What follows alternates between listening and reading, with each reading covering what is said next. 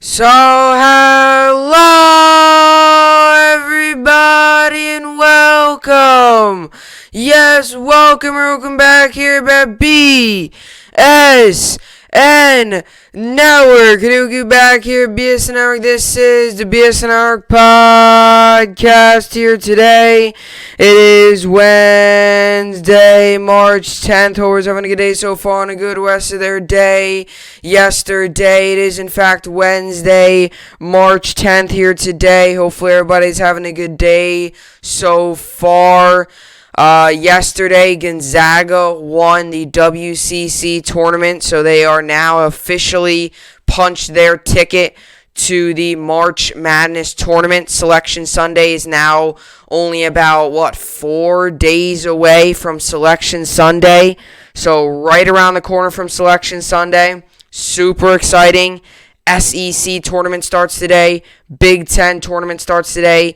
ACC tournament last night started with a bang. Notre Dame with a buzzer beater to beat Wake Forest as they now move to a game today against North Carolina in the ACC tournament. So tournaments are rolling. College basketball is in the home stretch here, getting ready for the March Madness. So should be good. I'm really excited. Going to cover it here on the podcast. It's a good win for Gonzaga last night. Good win for them. Good win for Notre Dame. Good win for all those teams. Not so good win for the New York Rangers as the Rangers fall once again 4-2. We move to 10-11-3 in the season. And I was talking to someone about this yesterday, a couple hours before the game. I was saying, if we want to win, if we want to, anywhere come near the playoffs, if we want to come anywhere, if we want to even come close to the playoffs, we've got to beat teams like the Penguins, like the Flyers, like the Capitals, like the Islanders. We have to beat those teams. We are now 1-5 this season against the Penguins. We've played 6 games against them. That's the most we've played against any team, any other opponent. And we're 1-5 against them. We won 1 game against the Pittsburgh Penguins this year. 1 game. And we have lost 5 of them. So we were 1-5 against the Pittsburgh Penguins, which isn't good, because in a 56-game season, we only now have 2 opportunities to try and beat them again. So something about and I said this yesterday. I predicted them to lose. I said this yesterday. I said they're not going to win. It's the Pittsburgh Penguins. We can't beat the Pittsburgh Penguins. We don't know how. We can't. We've beat them once this year. 1-5. So we lose to the Pittsburgh Penguins. No new news on Artemi Panarin. He's still out. David Quinn, our head coach, got asked about it yesterday. He said he has no new updates. So the New York Rangers right now, we're on that little bit of a roll. And I was saying this too. When you get on a roll, right, it's nice to win games. It's nice to win a couple. It's one thing to win games. It's another thing to... We're beating teams. We're beating the Sabres. We're beating the Devils. Good for us. I get it. A win's a win. A win is a win. I get that. But when you're beating teams that you are better than, good for you. We need to beat these other teams. If we want to compete for the ultimate prize of trying to make the playoffs, we know we're not a Stanley Cup team. I've said this. We know that. Playoffs at the beginning of this year, that was, I think, a reasonable goal. I think it was a reasonable goal for this team to maybe if we don't make the playoffs, at least come close. At least be in the conversation in the final 10 games of the year of saying, you know what, we have a chance. At least the final 10 games of the season, I said this, could be meaningful. But the way the Rangers are playing right now, we're playing like the final 10, 15 games of the season. We're going to be calling up a lot of prospects and just playing out those games that mean absolutely nothing. That's the way we're playing right now. And it's really frustrating. As a fan, because I want to see these young players, these young guys succeed. And I want to see them play at the highest level and succeed. And we're not seeing that. And I went back to this the other day when I was talking about it. I said, I've been saying this. When I went back to it, I've been saying this. This team, we got to look like we want to play. We don't look like we've been caring. So New York Rangers fall again. And a frustrating game. And frustrating. And we got to find a way to get back on track. So, hopefully, we get back on track eventually, sooner rather than later, because if we keep losing these games, we keep falling, and people got to remember it's 56 games. So The games matter that much more. So, and like I said, I thought it was a reasonable goal. Playoffs, I thought was reasonable this year. If we didn't make the playoffs, at least the final 5-10 games of the season be trying to get in. Anyway, so let's get into the topics for today. We got NFL news. So I talked about yesterday. About the NFL news and about all the news that was happening. Leonard Williams, Marcus May, all those guys. Well, come to be that yesterday more and more franchise tags got announced. More and more players got signed. I'm just hearing right now that John Brown got released, and also and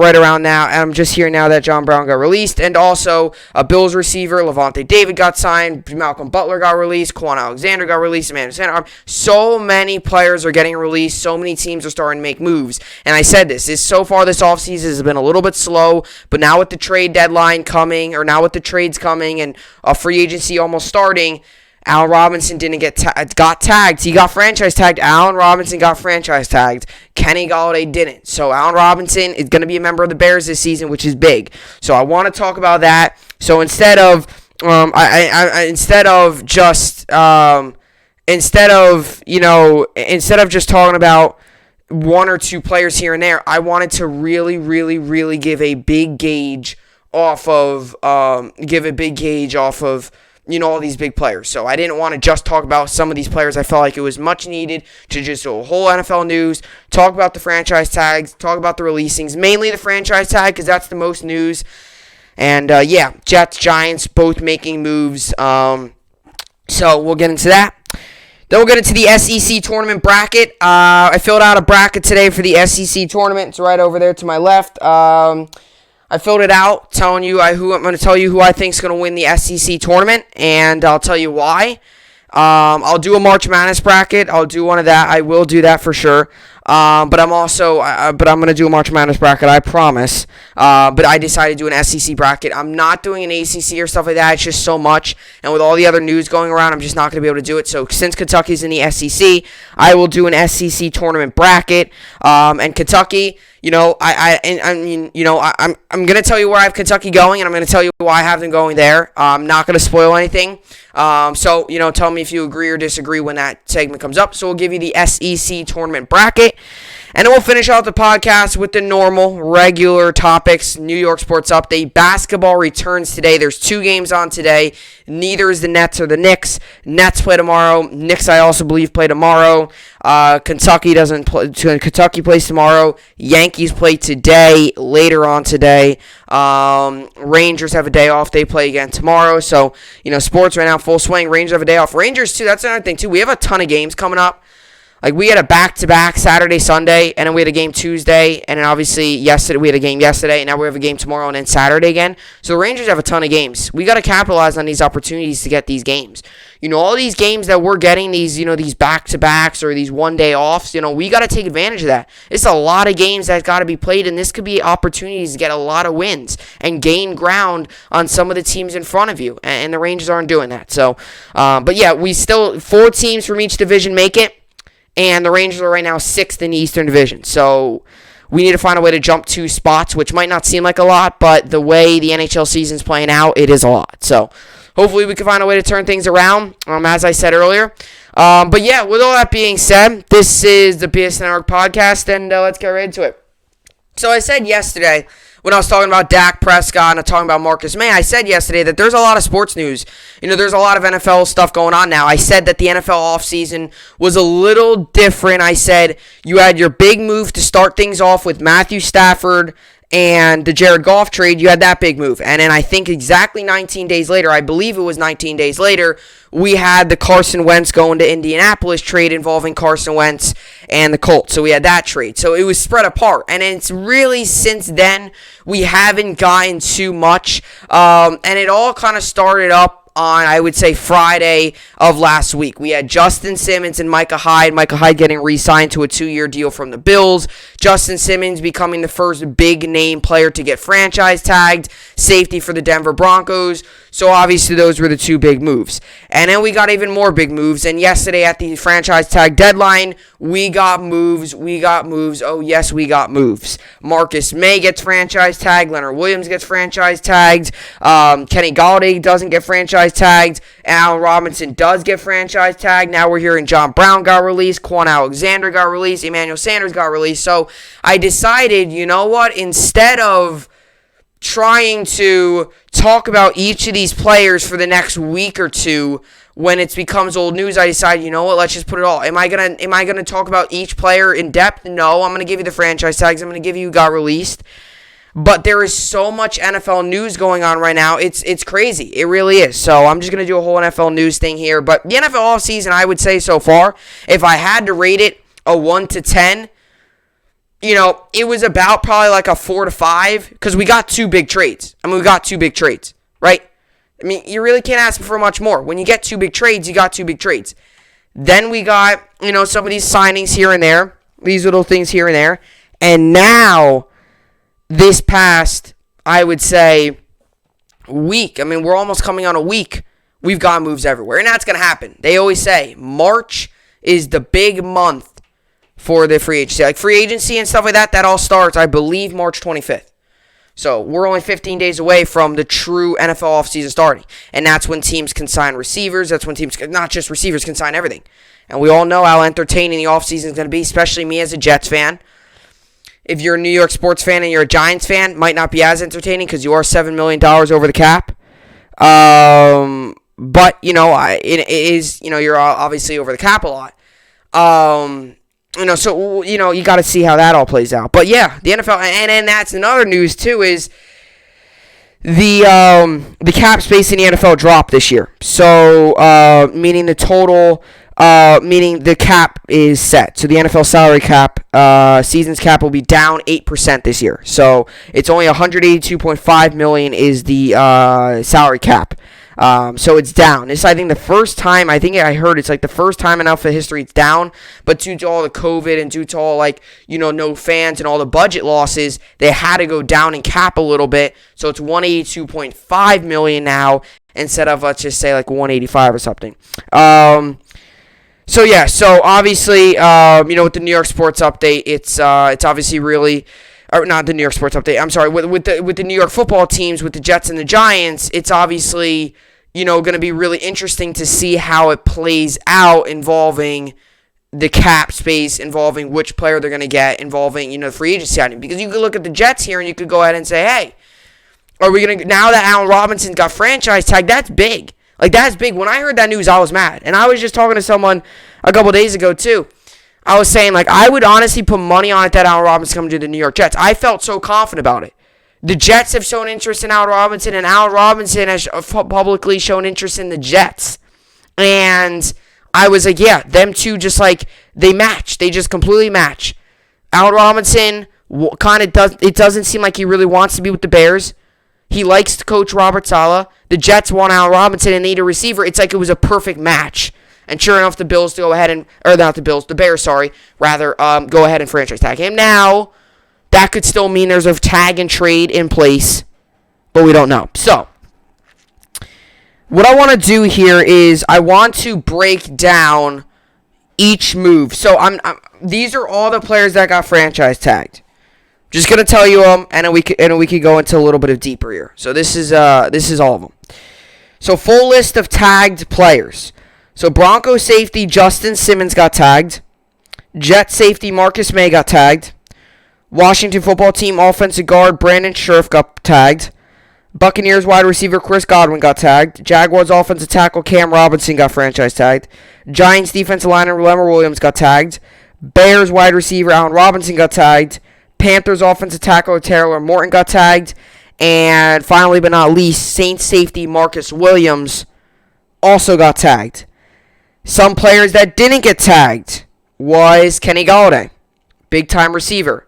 Aaron Jones, big-time running back. I talked about him a few weeks ago back when there was rumors about him and the Dolphins starting to heat up a little bit. Those are some of the bigger names that didn't got tagged. Some of the guys that got released, if you don't get tagged, I guess I could kind of say released, but some of the guys got released We're just hearing now that John Brown got released. We're hearing that Quan Alexander got released. Emmanuel Sanders got released. Malcolm Butler got released. So a lot of moves being made. And those are a lot of big names, too. I mean, everyone probably knows who, Aaron Jones and all these guys are. And it was big, too, to hear that. I thought it was really big when, okay, and this is another thing, too. So let's just read through here really quickly. So the franchise tag money, this is the amount a player will earn. So this season, Leonard Williams will earn $19 million. Washington football team guard Brandon Scherf will return $18 million. Will earn $18 million. Allen Robinson will earn $18 million. Bucks wide receiver Chris Godwin will earn $15 million. Jaguars Cam Robinson will earn $13 million. Same thing with Taylor Morton, also $13 million. Justin Simmons $13 million. Marcus May, like I said yesterday, about $10.5 million. And insane safety Marcus Williams will also have about $10.6 million. Is the same amount as Marcus May. So obviously, those are based on the $182.5 million salary cap. Now, if it was a little higher, these guys would be earning a little bit more. But yeah, so under the franchise tag, these guys will earn this amount of money this year. So Leonard Williams will earn $19 million this season. Brandon Scherf $18 million. Allen Robinson $18 million. Chris Godwin $15 million. Cam Robinson and Taylor Morton both $13 million. Justin Simmons also $13 million. Marcus May and Marcus Williams also $10.6 million there. So that's that. So those are all your franchise tags. And something I thought was really surprising was to see Allen Robinson get franchise tagged. And to be honest, it's surprising to see Allen Robinson get franchise tagged because Allen Robinson, there's been so many reports that have came out. So many reports. And this has been with a lot of players. You could say Kenny Galladay. You could say Allen Robinson. Kenny Galladay got his wish. He's going to go join another team. What team is that? I don't know. But Allen Robinson is, Allen Robinson, what happened with Allen Robinson here is Allen Robinson, multiple sources say that if he were to get franchise tagged by the Chicago Bears, there would be a problem between the two sides. Because Allen Robinson, I'm hearing that he didn't really want to be a Bear. He didn't want to be with the Bears. He wanted to join a new team, get a fresh start, join a team that needs him, get a nice, good, lengthy deal, because he does deserve it. He's a very good receiver. So those were ever high rumors. He didn't get franchise tag. So now that wonders, or he did get franchise tag, sorry. So, there's always that opportunity of a tag and trade. We don't see this often, but we sometimes see it where a team will place a tag on a player if they can't reach an agreement on a long-term deal, or in this case, Allen Robinson just can't stand the franchise tag, doesn't like it. They can go ahead and say, we're going to tag you, we're going to look to trade you. And that's a very smart strategy because if you feel that you can get something for this player, and let me tell you, the Bears can get a lot for Allen Robinson right now, one of the better receivers in the league. If you can get Allen Robinson, you can get a receiver like that, that's pivotal. So maybe they will look to do a tag and trade. Maybe, just maybe. Maybe they will continue to try to work on a long-term deal. Maybe they'll just let him play under the franchise tag, see what he does this season, and let it go from there. A lot of these moves, too, are based off of what could happen, Keanu Neal is another one. I believe he didn't get franchise tag either, Keanu Neal. And he's one of the better safeties in the league. He's one of the better guys in the secondary. Big part of that Falcons defense. Falcons defense wasn't good. Keanu Neal was probably the best player on that defense. And he didn't get tagged either. So that makes for an interesting team. So some of the teams here, I wanted to read this. Some of the teams that didn't use a franchise tag was the Arizona Cardinals, Atlanta Falcons, Baltimore Ravens, Buffalo Bills, Cincinnati Bengals, Cleveland Browns, Detroit Lions, Green Bay Packers, Houston Texans, Indianapolis Colts, Kansas City Chiefs, Las Vegas Raiders, Los Angeles Chargers, Los Angeles Rams, Miami Dolphins, Minnesota Vikings, Eagles, Steelers, 49ers, Seahawks, Titans. Those were all the teams that didn't use a franchise tag. It could be because some teams didn't need to. For example, a team like the Eagles, they didn't really have anyone there that they really needed to use a franchise tag. They're looking to move Zach Ertz. That could probably call something. And the New England Patriots, too, that's another team. There's still some rumors that they might tag him, but via Adam Schefter, they're not expected to use tag on Joe Thuney, but they still have to confirm that is true. So the Patriots will probably be another team, too, that doesn't use the tag. So that's another thing too that creates some interesting, that's another thing which is kind of big because you knew with the Patriots once they added Orlando Brown, they just traded for him, Pro Bowl offensive lineman. You had a feeling Joe Thuney's days there were numbered because they added a guy, they added a guard, they added a guy that plays Joe Thuney's position. You could tell that Joe Thuney, they were going to move on right after that Orlando Brown trade. And I'm going to get to the Leonard Williams article in just a second. I kind of want to just read that, involve a little bit of New York sports. I know this is a lot of news and it's a little scattered, but I kind of want to get to the franchise tags first. More in depth with Leonard Williams since he's with the Giants and it's New York sports.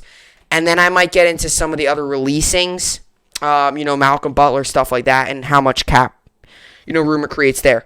Actually, maybe I'll just do, kind of that and a little bit of, since the new salary cap's out, each team's salary cap. So, this is before I get into Leonard Williams. So, this is about the franchise tag estimates. So, this is about what position, if this position got placed under franchise tag, this is about the estimated, around the amount of money they will get this season. So, at the quarterback position, $24 million, running back $11 million, wide receiver $16 million, tight end $10 million, offensive lineman $14 million, defensive end $17 million, defense tackle $14 million, linebacker $15 million, cornerback $15 million, safety $11 million, and so safety $11 million. So and any special teams player $4 million. So safety makes sense, $11 million. Marcus May is getting about 10.6. Allen Robinson, I believe his deal is he's getting about 18. Wide receivers about 10, so he's way over. Defensive lineman Leonard Williams. Leonard Williams, out of any player, is getting the most with $19 million. So with the whole new salary cap, it creates a lot of interesting storylines here. Because now you got to wonder, how is each team now going to manage their money? Because now that you have less in salary cap, you got to manage your money in a different way. So that could cause many interesting things, and that's why we might see, which is why I'm pleasantly surprised that we're seeing a lot of that we're seeing a lot of that we're seeing, with the whole salary cap situation. We might see a lot of this interesting money management now. Some of that interesting money management. So, I just want to get to this article here. So, and that's another thing, too. Kenny Golladay not getting tagged is big. Because he's, without Allen Robinson, now Kenny Galladay's the big prize of free agency at the wide receiver position. I would say now. He's the big prize. And with Godwin we knew was going to get franchise tagged. If he didn't get franchise tagged, he was staying with the Buccaneers. Allen Robinson, many, including myself, thought he was going to free agency, going to go sign a long-term deal. I thought with the Jets. Some people thought differently. Some people just thought he was going to sign a deal they didn't give a team. Kenny Golladay, we all knew he wasn't going to get tagged. But now that Allen Robinson, and Kenny Golladay must be enjoying it, because a lot of times players too, now that Allen Robinson didn't get tagged, that leaves Kenny Golladay to be the big guy out there in the receiving market. He's probably going to get more money now. So all this stuff, it's like a puzzle piece. One player doesn't get franchise tagged, well, that now leaves Kenny Golladay probably going to get the most out of any receiver. That's just how it is. Hunter Henry also didn't get franchise tag. Jonnu Smith, free agent. And like I said, Chris Godwin, no surprise that he got franchise tag. There was no surprise there. And he said he'll play on a franchise tag no matter what, as long as it means that he can stay with the Buccaneers. So, a lot of teams, a lot of players, a lot of players are, obviously, a lot of teams and a lot of players are obviously, the players don't like the franchise tag. Players usually don't like the franchise tag. But, it is what it is. So I just want to read this quick Leonard Williams article here, and then we can get in.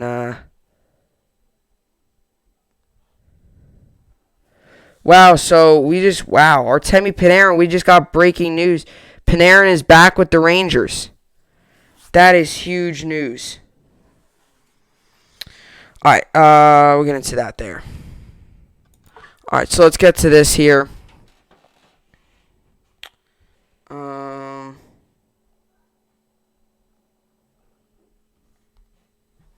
right, so let's get this up here. Let's get up to Leonard Williams here. So that is big news with Artemi Panarin.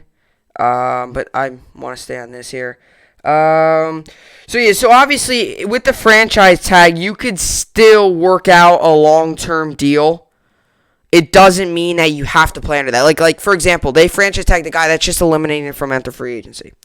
So Leonard Williams gets franchise tag. His Giants reportedly eye long-term contract. New York Giants placed the franchise tag on defensive lineman Leonard Williams ahead of Tuesday's 4 p.m. Eastern Standard Time deadline. Per NFL Network's Ian Rappaport, the Giants are using the tag as a placeholder with the goal of working out a long-term deal with Williams. If the two sides don't work out a long-term extension, the tag will cost the team $19.3 million in 2021, since it will mark his second straight year of receiving the franchise tender. Spot Track estimates the Giants have $13.1 million in cap space available, not factoring in Williams' deal. The NFL has yet to officially set the salary cap for 2021, but NFL Network's Mark Garofalo reported last month an internal memo from the league to terms said the cap floor would be $180 million. Pro Football Focus ranked Williams as the 19th best free agent available this offseason, calling him one of the surest bets in the class because of his steady year-to-year performance since entering the NFL in 2015. Sorry about that. Williams would seem to have a lot of leverage in contract negotiations with the Giants. The 26-year-old set a career high with 30 quarterback hits, 14 tackles for loss, and 11.5 sacks in 16 games last season. The Giants acquired Williams from the New York Jets in October 2019 in exchange for a 2020 third-round draft pick and a 2020 fifth-round draft pick. And I talked about this the other day when the Leonard Williams rumors were coming out. And when the first move actually happened, it was a bad move for the Giants because they gave up pieces when they could have got him just a couple weeks later for nothing. They could have just picked him up off of waivers, boom, pick him up, just like that, you got him. But instead, they went out and were too anxious for no reason for a team that wasn't going to make the playoffs. They went out and got him. And the Giants were going to be front and center to get him. He was going to sign there. He could have just swooped them up off of waivers. The Giants gave up pieces. Luckily, they didn't give up much. They only gave up a fifth and a third. So that's good. But when the deal first happened, it was like, oh my gosh, what are you doing? You gave up pieces for a guy you could have got for free. That's almost like saying paying for something when you could have got the item for free. So, the Giants weren't patient in that situation, but so far it's paid off for the Giants, and he is now a member of the team for another year. So another thing I want to get to here before I get to this, I know a ton of NFL stuff. So the NFL salary cap is set, so I just want to read through all the teams and their salary cap. So with the franchise tags and some of that stuff, some of the teams are, higher, lower than others. I know the Giants, for example, the Giants are $7 million above the franchise, above the cap, and the Giants are $7 million above the franchise, above the salary cap due to signing Leonard Williams to the franchise tag, which he'll earn $19 million this year. Jets have $69 million in franchise.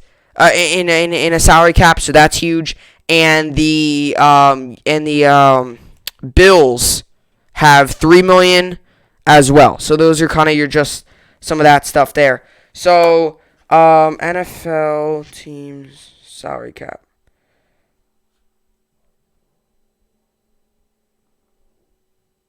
Okay, so this is it. So the Giants stand right now $7 million over the cap. So Jaguars have $73 million cap space. Jets with $69 million. Patriots with $68 million. Colts with $46 million.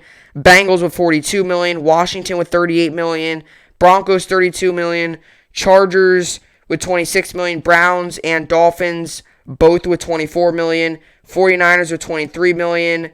Seahawks with $20 million. Ravens $19 million. Panthers, 18 million. Raiders and Texans both with 17 million. Cardinals, 14 million. Steelers, 5 million. Titans, Bills, both with 3 million. Cowboys, 834,273. And Lions with 723,865. And in the other teams here are Vikings with 2 million over cap space. $5 million, $2 million over for the Vikings. Buccaneers are $5 million over. Giants are $7 million over. Packers are $9 million over. Falcons are $14 million over. Bears, $17 million over. Chiefs, $20 million over. Eagles, $26 million over. Saints, $31 million. And the Rams, in that Stafford trade, they acquired a lot of money, so they are $33 million. And the Eagles, with all that guaranteed money that they had to swallowed up from Carson Wentz, that's why they have bad cap space. So the Rams have the least amount of cap space with $33 million. Jets have the second most. So the Jets have $69 million. So we're in prime position to get some of those top free agents. And the Giants, for example, the other big New York sports team here, they're not in prime position to get anybody. They're $7 million over the cap. They're not in prime position. And a lot of people sometimes don't take cap space into consideration. Cap space is important. Saying that cap space isn't everything is mind-boggling. Cap space is important. That's the money that's going to go to the players. So who has more cap space is who's going to make more moves. So people think that Giants are automatically going to get Kenny Golladay. That's not true. They're $7 million over the cap space. They're not going to be able to get him because the Giants and Dave Gettleman are not great money management. So Kenny Golladay, for guys like that, they're going to go to some of those higher teams because they might still go to some of these other teams. But people got to realize, put cap space into consideration. It frustrates me when people take cap space and throw it out the window. That's the money that the players are getting. So teams like the Giants, teams like the Cowboys, those teams, right now, they're not going to have very active off seasons. That's just how it works. You got to learn. Next year, the Jets probably won't have that big of an off season. This year we will, because we have more cap space. It's almost every other year. Next season, the Jets will probably have about 5th, it looks like. And the Giants are going to be out of top 10. So, and it just keeps adding up. Again, 2 years from now, the Jets will be back up there pretty much. And in this season, the Jets are second. Each year, you get a little bit more. And with this year's cap going down, that even hurts some of these other teams even more. Because you don't have enough ground to gain sometimes. So, a lot of football news. But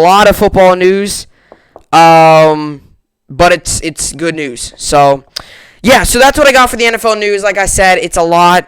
It was franchise tags, releasings, cap space. It was a lot. That's what I'm saying. I didn't feel like spending all these podcasts talking about millions of different players for 2 weeks now. Felt like might as well put it all in there, talk about various different things around the NFL. So that was good.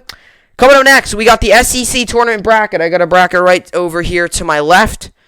I'm going to tell you who I think will win it, give you a game-by-game breakdown, and we'll get into that coming up next. Alrighty, so obviously with all the tournaments starting and, the teams, getting ready to play, obviously you have your brackets, you have your March Madness bracket. I make them all. I very much like brackets. I know some people don't like brackets. Some people I know don't like brackets. I don't know how you can't like a good old bracket. Making brackets are the best. It's so much fun to do. When you're able to make brackets and you're able to, find the different teams and ultimately follow your team. And this year, I'm afraid that I'm going to be making a bracket of the March Madness that doesn't involve Kentucky. And that's a very well possibility.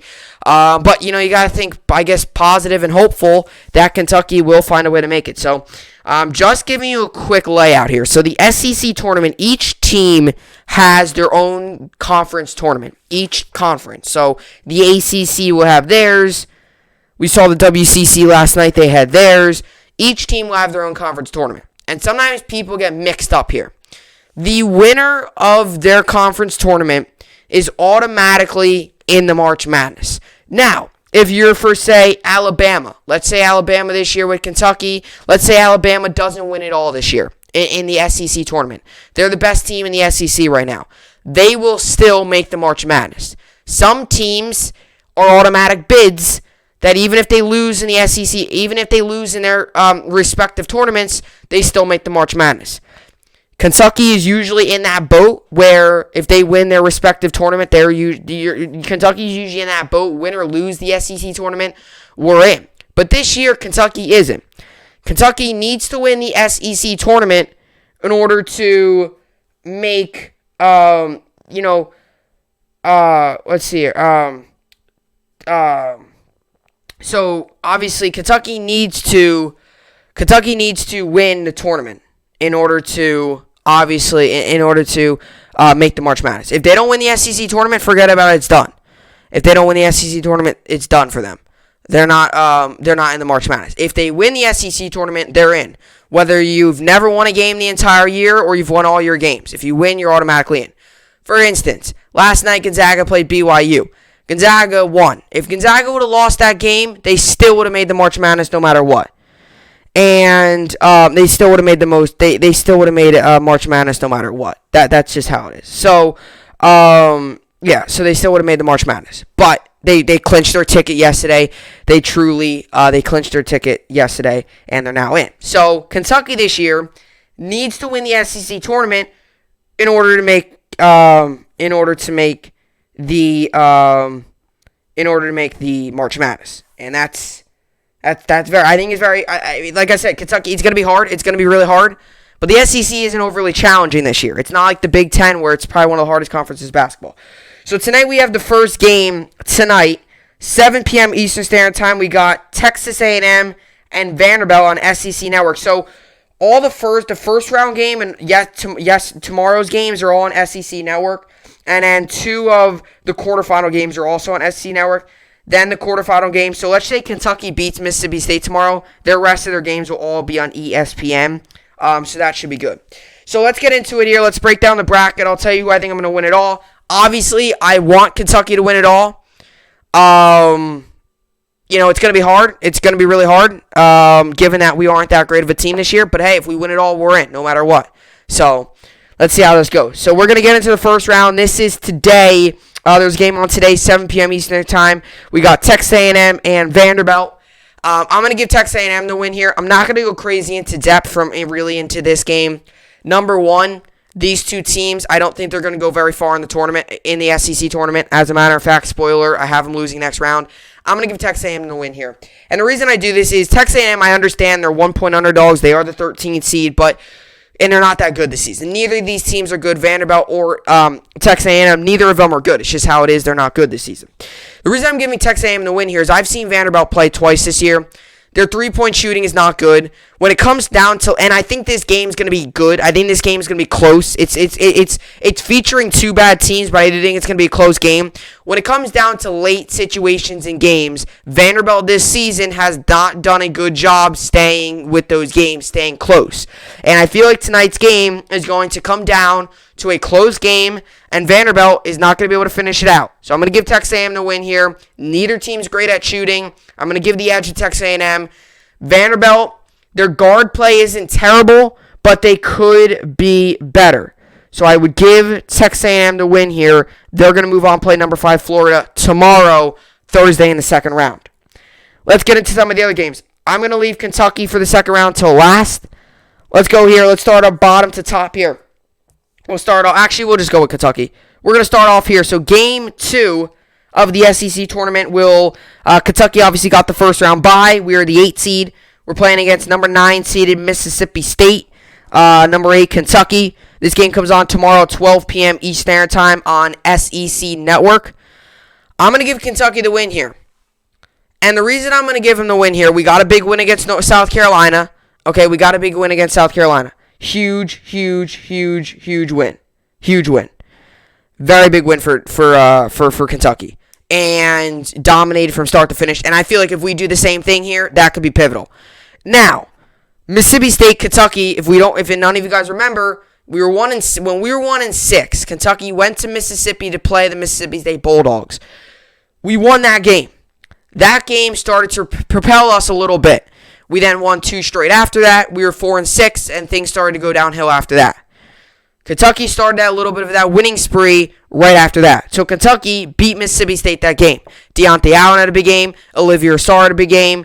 Brandon Boston played well, didn't play that well. Deontay Allen had to come in. Deontay Allen dominated. Davion Mintz had a good game. Very good. Him and Deontay Allen communication was on point. It's going to be interesting to see what John Calipari decides to do, whether he decides to go with Deontay Allen and the hot hand again, really reading that defense well, or if he really does just go with his normal lineup. Isaiah Jackson, good game, good rebounding. Olivier Sarr had a really nice game in the post and had a really overall good game. Kentucky played well the entire game.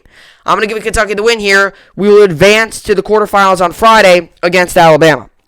Next game, Texas A&M and Florida. This game will come on 25 minutes after Game 2. I'm going to give Florida the win here. I understand Florida's really iffy. A lot of these teams in the SEC are iffy. And to be honest, this little section of the tournament is very iffy.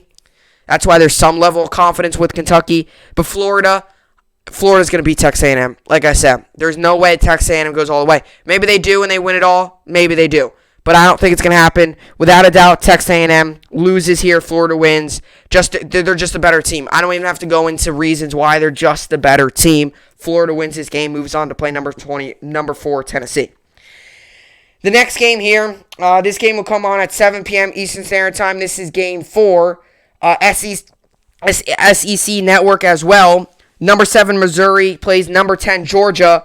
I'm going to give Missouri the win here. Missouri is a really scary team when their bigs play well. We saw it against Kentucky. We've seen it multiple times this year. We've seen times where Missouri's another very cliquey team. One moment they play very well, one moment they play bad. I could very well see Georgia winning this game if they could take advantage of their bad big play and if they could shoot threes. If Georgia can get hot from 3, they are very, very good. They are very dangerous. If they can get hot from 3, they are dangerous. If their bigs play well, forget about it. Missouri's one of the best teams in the SEC when their bigs play well. If Missouri's bigs don't play well, they're not a good shooting team. They're not a great mid-range team. If they can't grab rebounds and they can't shoot in the post, Georgia will win this game. But if Missouri's bigs play well, they outbig Georgia's bigs, Missouri will win this game. I do think that would happen. When Missouri's bigs are on point and they play well, Missouri's one of the most dangerous teams out there. But when they don't, they are very vulnerable, don't cover the three-point line well. I will give Missouri the win here just because Georgia's shooting is very cliquey. Give Missouri the win. Game 5, 20 minutes after Game 4, Ole Miss, South Carolina. Ole Miss had an opportunity to be the 4 seed in the SEC tournament. South Carolina, we saw them get destroyed by Kentucky. They ain't winning this game. Ole Miss, good guard play, very good guard play. South Carolina can't shoot threes. Their bigs are probably the strength of that team, but the guard play by Ole Miss will outplay South Carolina. Ole Miss wins this game, and they win it big. So your quarterfinal matchups are set. Alabama, Kentucky, Tennessee, Florida, Missouri, Arkansas, and Ole Miss, LSU. We'll start it off here, 12 p.m. Eastern Standard Time on ESPN will be the Kentucky game. This game will be on Friday, March 12th. Kentucky, Alabama. As much as I want to see Kentucky win, and win it all, as much as I want to see them win it all, I think their road stops here. I do think they beat Mississippi State. I think that's very reasonable. But giving Kentucky a win over Alabama, that's favoring your favorite team. I think Alabama wins this game. Kentucky, I think it's close. Kentucky, if you remember at the beginning of the year, they played Alabama. They hung around the entire game. But that whole 4-minute thing with Kentucky is destroying us. If Kentucky plays the final couple minutes of the game well, we're a 4 seed in this tournament. When Kentucky plays the final 4 minutes of the games better, we're making the March Madness no matter if we win or lose the tournament. Kentucky would be in a completely different situation. I'll give Alabama the win. Alabama, they may very well go on and be dominant in March Madness. Alabama's a scary team. It stinks that Kentucky's got to go through Alabama, because if Kentucky was playing Tennessee, I think Kentucky's beating Tennessee this year. They would have beat them twice if it wasn't there for 4 minutes. Kentucky very well could have made the semifinals, but Kentucky, the way they were seeded, they got to go through Alabama. So you can only hope that we somehow come out and play well, but I give Alabama the win here. Just not enough firepower for Kentucky. As much as I hate to say it, Alabama beats Kentucky quarterfinals. Hopefully I'm wrong, but that's what I think. So Alabama first team in the semifinals. Game 7 will be 25 minutes after Game 6. This will be Florida-Tennessee. Tennessee will probably come into this game the favorites, given that they had the 2-round bye. Okay, Tennessee might be one of the most vulnerable basketball teams in all of the nation. I saw Tennessee play twice this year. Kentucky could have very well beat them twice if it was there for our final 2-minute problems. Kentucky beat both these teams at least once this season. Both these teams might be the two most vulnerable teams in the entire SEC. I will give Florida the win here. I don't like what Tennessee's throwing out there every game. I don't like it. From what I've seen, I have not seen enough convincing stuff to tell me that Tennessee is going to move on to a semifinal and have a matchup with Alabama and make it competitive. I think Florida is going to win this game. Better shooting, better team, I think. And when Tennessee's bigs haven't been playing well recently, they haven't been. I think that continues. Florida wins. They move to semifinals to have a meet with Alabama. Arkansas, Missouri will be the next game. Give Arkansas the win here. Even if Missouri's bigs play well, Arkansas is one of the most improved basketball teams in the entire nation. Give Arkansas the win here. Missouri's big play is too inconsistent. They might play well against Georgia. They ain't going to play well here. Missouri's big play is too inconsistent. If Missouri was consistent, I would think about giving them a win here. But Missouri's too inconsistent for me to give them a win. Give Arkansas a win. Very good guard play. Very smart team. Young but smart team. Good coach. Final minutes of the game. Very solid in the clutch. Arkansas wins this game. Then the next game, LSU and Ole Miss. This game will come on 25 minutes after the first game here, after Game 8. This is Game 9 here, Ole Miss, LSU. I'll give LSU the win here. Another vulnerable team Kentucky has beaten this year. I'm not a big fan of LSU. Not like meaning I don't like them.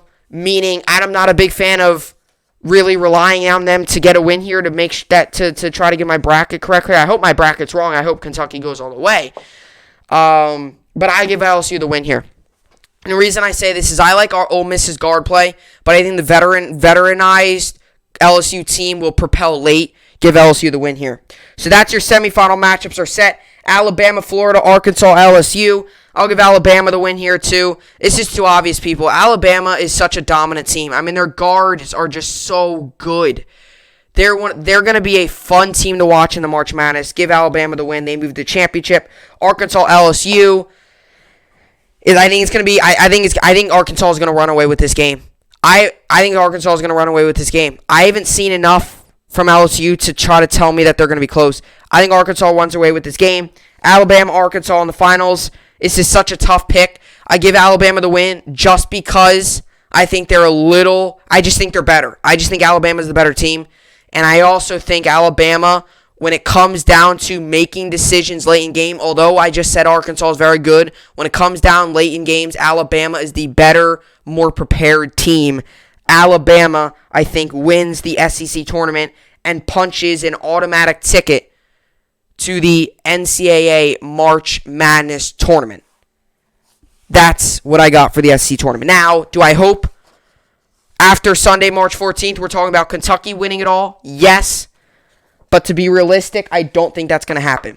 Go Kentucky, just don't foresee it happening. Comment down below your bracket, and then that should be good.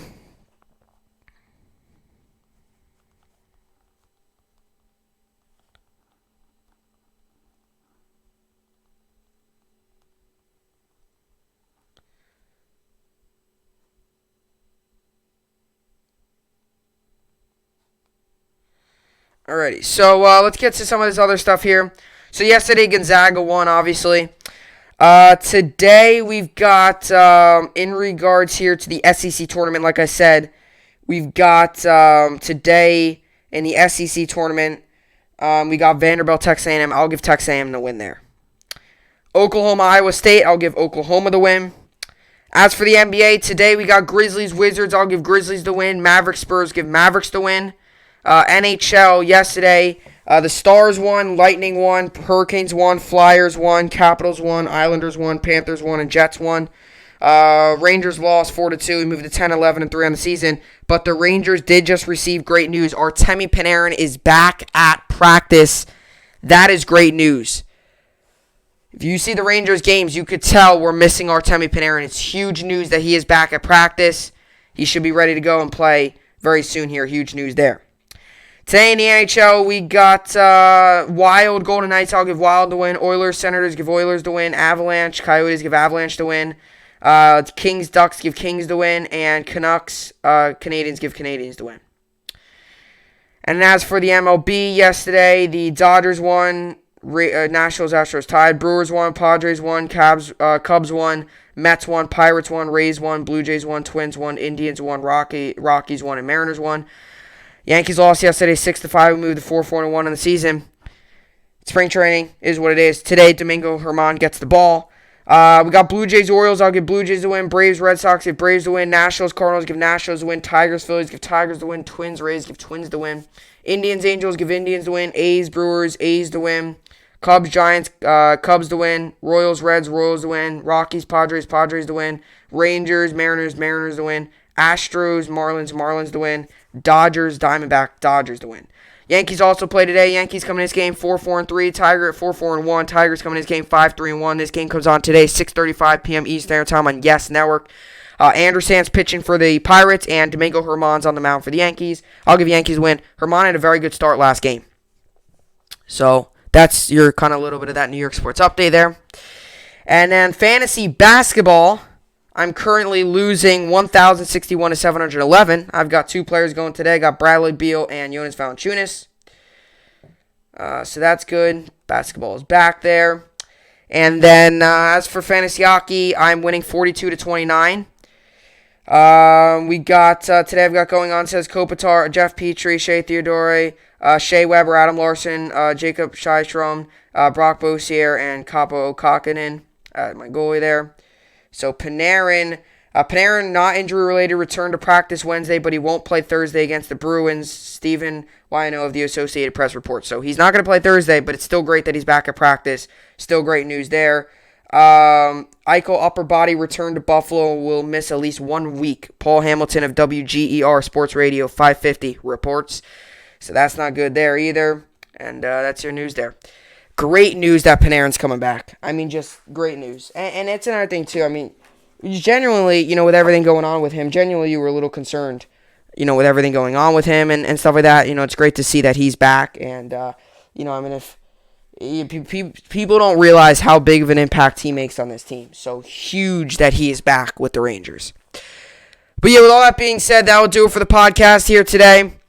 Hopefully you all enjoyed it. It was another very good podcast. Hopefully you all enjoyed it. I will see you all back here tomorrow. Hope you enjoyed it, and thanks for watching.